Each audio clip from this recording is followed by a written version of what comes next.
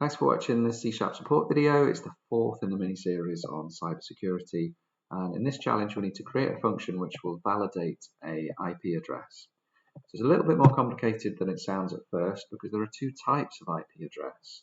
The one that you're perhaps most familiar with is an Ipv4 address, which is 4 numbers separated by a full stop, and each number can be anything between 0 and 255.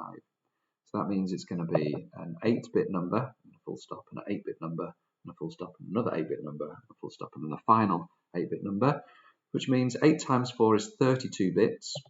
2 to the power 32 is over 4 billion.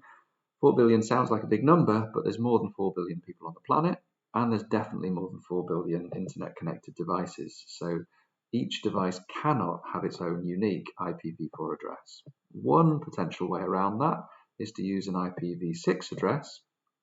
So in this case, instead of using decimal numbers, denary numbers, we're using hexadecimal. So any character up to and including F is valid.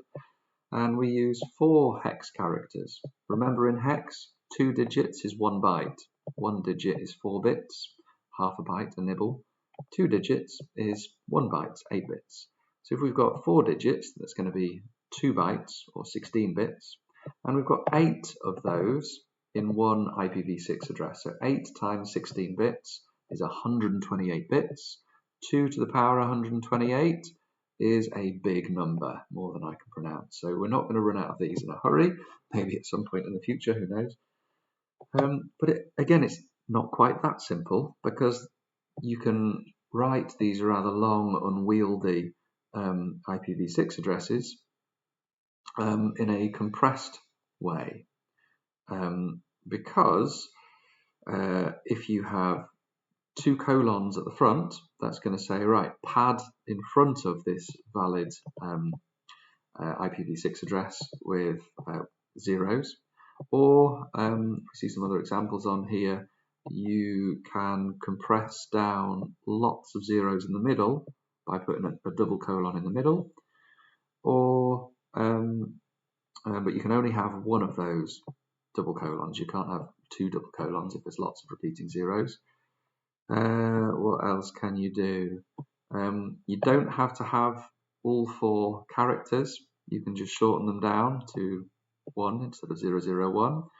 And you can put the double colon in the middle, or on the right, or on the left. Interestingly, I've just noticed I've made a mistake here, so I need to get rid of one of those digits, because that would be invalid, because you can only have a maximum of 4 characters in each token. So what do we need to do? We need to write a function which accepts one input string as a parameter, and it returns an enumerated value, an enum. An enum is like a class, but it doesn't store anything more than just one value, and that value is like a constant, as in it's got a number, it's got a name for a numerical value. So an IP address type can either be invalid or v4 or v6. Can't be both, can't be a combination, can only be one of these. So that's the return value for the function that we need to implement.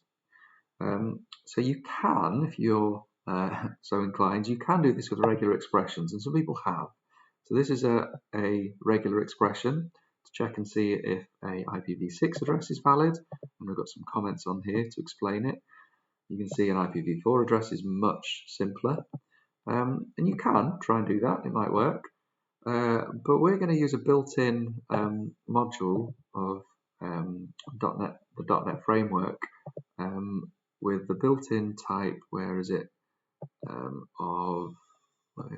gone? Just an IP address class, because the IP address class has, just like int.parse, you can use ipaddress.parse, which will throw an exception if you can't do it, which you could handle, or you can use try-parse, which will give you a Boolean value, true or false, if it's possible to parse it into an IP address, and that is going to be really helpful for us.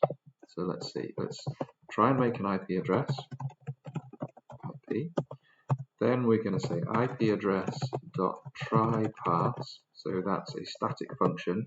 We're not using the instance of the class, we're using the class itself, so it's a static function. We need to provide, well, what do we need to provide? Let's have a look. the string we want to pass, which is input, and by pass I just mean understand, and then an output variable of the address that we want to store if possible. So we can say the output from this function is going to be this IP address, but the return value from the function is what we're particularly interested in. That can go in our if statement. So if it's possible to pass it, then we can try and work out, is it v4 or v6? Don't know yet, come to that later. Otherwise, if it's not possible to pass it, well, in that case, we can return this. So we've got an IP address type object called type, and set that to IP address type dot invalid. So IP address type dot invalid, we get this value from the enum and set it here, and then we can return it. Now we need to try and work out whether it's v4 or v6.